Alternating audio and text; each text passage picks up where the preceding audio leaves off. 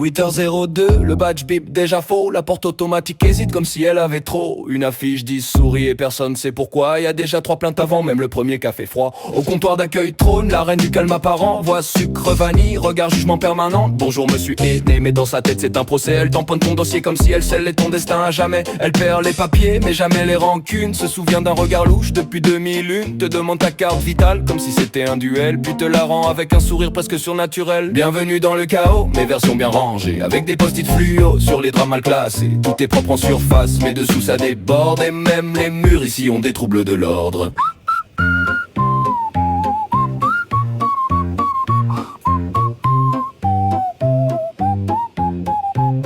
Un patient attend depuis 3 heures pour une radio. Mais son dossier est parti faire un road trip administratif pro. Il a vu l'ophtalmo, la cantine et la salle des morts. Mais jamais la bonne porte, jamais le bon corps. La secrétaire chuchote, ah oui c'est étrange quand même. Puis clique 14 fois sur un logiciel qui saigne.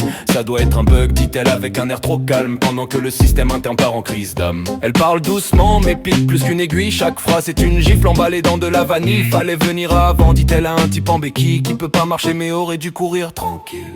Ici tout est lent, sauf les nerfs et les soupirs. On attend des réponses comme on attend de dormir. Et la paix intérieure passe par un guichet avec une vitre épaisse et un sourire mal calibré. Mais quand ça brûle vraiment, quand quelqu'un craque en face, quand une mère tremble et que ses mains n'ont plus de place, elle se lève d'un coup, sort du rôle et du décor et devient humaine sans costume ni protocole ni sort. Un verre d'eau, une chaise, un ça va, les madames. Plus de sarcasme, plus de masque, juste une vraie âme. Comme si sous les dossiers, les tampons, les erreurs, y avait une femme qui tient le monde avec de la peur. Alors on râle, on se perd, on s'énerve, on s'égare. Mais sans elle, le chaos serait juste un champ de départ. C'est pas beau, c'est pas fluide, c'est pas toujours très droit. Mais ça tient debout grâce à des gens comme ça.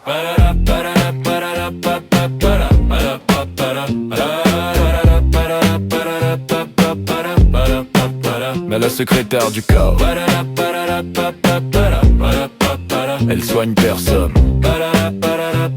Mais sans elle, personne ne serait soigné.